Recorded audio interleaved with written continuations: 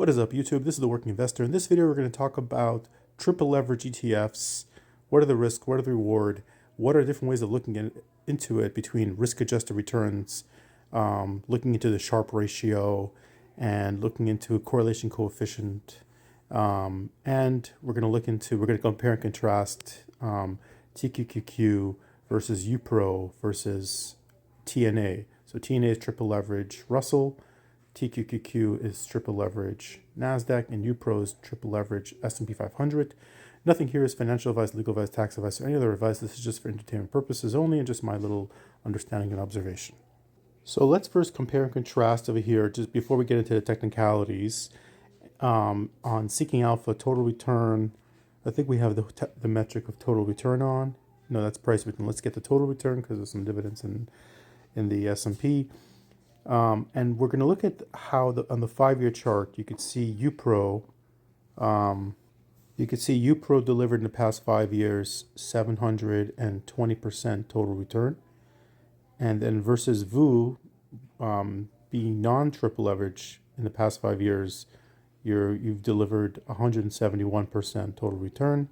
TQQQ 589% total return versus the NASDAQ 189. And you could see here, if you're noticing some interesting phenomenon going on here, the UPRO, even though the S&P is up 171 and the NASDAQ's up 179, you think that the TQQQ should be higher, but TQQQ is 589 and UPRO, which is triple leverage S&P, is up more. So we'll talk about why that is happening. And one of the hints is something called volatility drag. And then we have the Russell, and you're going to notice something interesting. Look at this. Look at the Russell, 116% total return in the past 5 years. And look at TNA. You're taking so much more risk by going into triple leverage Russell 2000, and you're not getting triple the return. Far from it. Not even getting double the return. So let's get into this a little bit further. So there's something called the Sharpe ratio. The Sharpe ratio is something called risk-adjusted return. For every unit of risk, how much return are you getting? So this is a way how smarter people who analyze the market look into the Sharpe ratio, because when you have two assets, it's not just the return. How much risk are you taking? How much are you getting a fair amount of return for the risk you're taking? So the Sharpe ratio, basically, as you can see here, is a good metric ratio that calculates the risk-adjusted return. So it goes up to 3. I think it goes even to the negative. So negative is bad. That means you're not getting a really good bang for your risk. And a positive is good. And obviously, like 1, I think, is like around 0.91 is around the S&P 500 risk to reward. And you get higher than 1, you're getting better than S&P 500. And yes, it does include, you can do Sharpe ratios on even dividend funds and total return. It does put into consideration total return. So it includes the dividends as well. So if you can calculate Sharpe ratio, or you can also go on ChatGPT or Google, look it up. Probably best to calculate it to get the most accurate. But basically with a quick search, if you're a little more lazy on ChatGPT, you could see here, I'm comparing UPRO triple leverage S&P 500 versus TQQQ triple leverage NASDAQ versus TNA triple leverage Russell. And you're noticing the risk-adjusted return is the best for the UPRO, for the S&P 500. You're getting a better return for the risk that you're taking. You're getting 0.38 is the Sharpe ratio. TQQQ is 0.09. So you're getting around 4 times worse risk-adjusted return. And TNA is in the negative. You're getting a not great risk. The amount of risk you're taking, you're not getting a very good return. And you could kind of see that when I showed you the Seeking Alpha chart just a moment ago. Just for reference, here's a little, I was looking up risk-adjusted return Sharpe ratio on various underlyings that I have and I'm looking into, and it does change, it fluctuates, it's dynamic, and it depends on what timeline, ChatGPT was using as data, but you can always calculate yourself. So you can see S&P 500 is about 0.9. Today I checked, it said 0.83, but somewhere around 0.83 to 0.9 range. The NASDAQ has a Sharpe ratio of 0.53, and you could see here the Russell has a Sharpe ratio of 0.46 to 0.63. Gold, ticker symbol GLD, spot price of gold, is a Sharpe ratio of 3 yesterday when I checked it up. I looked up Shiny, SHNY, which is a triple leverage ETN, exchange traded note, and they actually said it was a positive 1.94. But again, things could change. I was looking up the double leverage, Warren Buffett fund, the Berkshire Hathaway Group B. They don't have any data because it's just pretty new. But Group B, according to ChatGPT, was like 1.8. So it has basically double. They say it's a lot, better risk to return. I looked up YMAX versus YMAG, and you could read all this. Ulti has a negative, though, AIPI, FEPI, VTI. Interestingly enough, like you could see VTI had a 0.83 Sharpe ratio versus SPY, which is 0.9, because VTI basically has a point, there's something called correlation coefficient, and that's something else I want to talk about. So VTI has basically a 0.99 correlation coefficient to SPY, so it's 99% correlated to the SPY, because it's, even though VTI is the Vanguard Total Index, it has large cap, mid cap, small cap, micro cap, etc. And they're blends. They're basically a blend of value and growth of all the capitalization. But because it's weighted and it's so correlated to the SPY, that's why it has a 0.99 correlation coefficient. But I thought maybe VTI is like better risk to reward because it's more diversified. But according to what I looked up, it seems like it's a little worse because I guess there's a little bit more safety in the larger cap than versus the small micro cap, and maybe more volatility. I don't know, maybe more volatility or whatever, because part of the calculation of the Sharpe ratio is the return. So maybe it's because of less return, or it could be maybe more volatility. But I don't know which part of the equation affected it, but that was kind of interesting. So if you go on Google Images, I want to show you something very important. It's called volatility decay. There's something called volatility decay, and this is a very big risk with these triple, double, whatever leverage, any type of leverage ETF. There's something called volatility risk, volatility decay, and that's why a lot of the prospectus they say that it's better. Again, not financial advice, but ideally it's better to have leverage funds when there's a clear direction. So if you're having a bull fund, if there's a clear direction up, then you can compound your gains day after day. And if you have a short one, then the clear direction down, fine. But when the market's chopping sideways, like you can see here, for example, in this picture illustrates it very well. Let's say the blue is the non-triple leverage, right? And you could see that, let's say the market's flat overall, but it's chopping up and down. And you can see here the red is a triple leverage fund. And you could see that over the year, even though if you had the underlying, you'd be back to zero. But over the year with the triple leverage funds, you actually could be in the negative. For example, if the market, let's say you have a triple leverage fund and the market goes down 2% one day, if you're in your triple leverage fund, you're down 6% because it's a factor of 3. The next day, the market's up 2%. So if you had the unleveraged funds, you're back to where you started. But with the leveraged fund, because it resets, a lot of them reset every night. I know there's some that rebalance every week or so. But with the leverage fund, when the market's up 2%, you're not back to where you started. You actually may be down a little bit.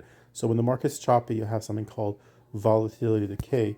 Hence, that's another factor why when comparing UPRO to TQQQ to TNA, when there is a clear direction, when there's more up days, when the market's up a few percent and then the market's up again a few percent, you compound your gains. It just gets better and better and better and better. But the market's down and then down and down and down, you lose it. So it's the magnitude of the gyrations that matter, but also the mode. Because if you have more up days versus down days, you have more time to compound the up days. So I just looked at ChatGPT. How many down days versus up days on the UPRO versus TQQ versus TNA.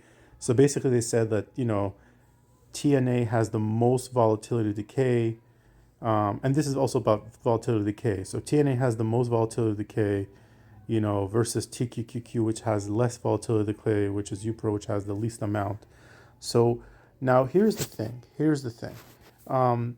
I have a theory, and it obviously it does make sense in my mind that there is something called volatility decay, but then if and so with volatility decay, you really got to manage your funds. A lot of people swing trade these funds, but you can also do if you're an option trader, you could sell calls against them far out of the money, 0.16 delta or lower, which is one standard deviation or lower, and you could have time decay that can offset possibly some of the volatility decay. So let me show you an example. The Sharpe ratio looks like, let's say the S&P is up around 8% per year, but so a triple leverage S&P, you're thinking maybe 24%, but let's say you take off a few percent because of volatility decay, and maybe the expense ratio can also cause a little lag. So let's take off 3% because of that decay if it's a choppy-ish market.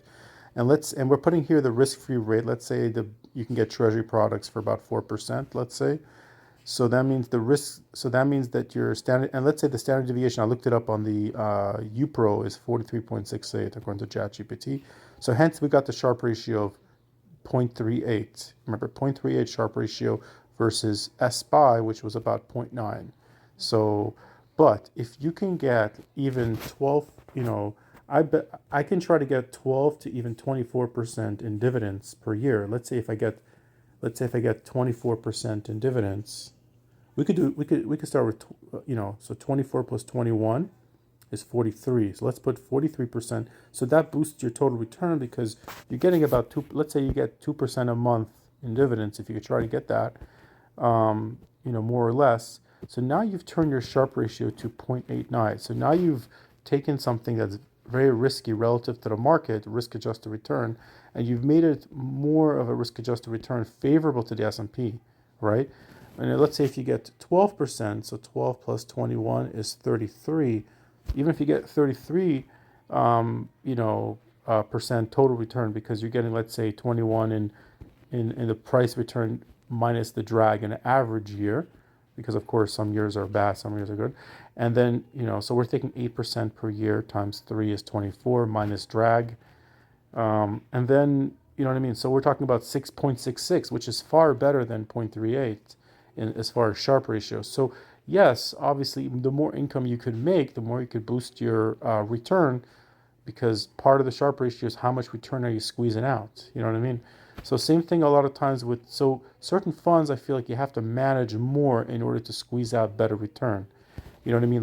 Like another thing is, we'll talk about clipping off the top. Like basically, you want to scalp and you want to take off, profit when profit is due. I'll show you an example. So here we're going to Seeking Alpha, looking at total return, comparing the 5-year chart of triple leverage Nasdaq to Nasdaq, and you could see obviously. Look at this crazy gyration. Like at this point, you're up 878%. You know what I mean? Even if nobody could time the market, but let's say you're even over here. Let's say at this point you're up 590%. Versus at that same point in time, relative to the Nasdaq, you're not up that much. I think that it's good to take some profits. Let's say you put 10 grand into this position, and now you've basically 5x'd your return. I mean, even if you totally mistimed the market, there's nothing wrong if this point, if you have to kind of, I feel like again, my opinion, not financial advice, take the profit. Maybe take off, leave the 10 grand in there and take off, sell off $40,000, sell it off, or at least, and now you leave your 10 grand in there to do whatever it does, but who cares? That was your initial investment, but now you 4x, or at least take off your $10,000, take it out of the way, and now you have no risk, no capital risk because you've already returned, and now you can ride the roller coaster up and down. So that's another way to mitigate, the volatility drag, that you have to kind of, you have to really take the profit. You can't. This is more actively managed. So when you are profitable, take it, and you can always use the proceeds to buy back when it's lower. So let's say in first scenario you took $40,000 in profit, left your initial 10,000 in there. You can leave it in there and ride it out, and then when it comes down, even if you don't time it perfectly, you can go ahead and buy it for the cheap, like at your, again back in and ride that up and clip it off again. You know what I mean? So you have to play it a little bit. So I think a combination of basically clipping off the profits and then de-risking your initial seed money, seed capital, and also maybe doing some cover calls. But I'm talking about you don't want to too much cap yourself, but let's say you do far out of the money cover. Even if you write cover calls at this point, you could write them more aggressively because you're so far above. You could derive some income. The combination of those two together can help mitigate some of that, that drag. Even with the TNA, like this chart looks horrible, right? Because you're up so much. Again, if you didn't take the profit when you're up 100% or 600% on TNA, shame on you. Even if you mistimed it, you had all this time from in 2021 from February all the way down to November. So even anywhere in that 9-month period, or you know what I mean, if you didn't take your profits, shame on you. You know what I mean? So if you put in, you know, you put in 10 grand and now you 6x'd, you're crazy not, either selling extremely aggressive cover calls and taking off your profit, you know what I mean? And then take it off the table, move it to the side, you know what I mean? Because, or at the very least, take your seed money out, take your initial capital out. So now you're just playing with house money at the very least, And then at this market, of course it's chopping and it's not going anywhere. And there's a lot of drag and you're not getting much more return than IWM compared to the risk you're taking. But if you sell cover calls, you're having theta decay, maybe could offset drag, volatility decay, and it could also boost your Sharpe ratio as well. So it gives you a better risk-adjusted return because you're getting more return. Just my 2 cents. So again, if you want to have a set it and forget it type of trade, if you're kind of lazy and just want to hold it and then wait, then obviously it's not advised according to the prospectus. But if you do, UPRO seems like a set it forget it more, but not really advised. It all needs some more management. But if you want to, if you don't mind managing it a lot and kind of working it, you can even work something like TNA, IW, or TQQQ. You can work it as well. Just my 2 cents. Anyways, I hope you guys enjoy. I have some more videos, ideas that I have with the triple leverage products. Let me know if you like this type of stuff. This is the Working Investor over and out. Have a great trading day.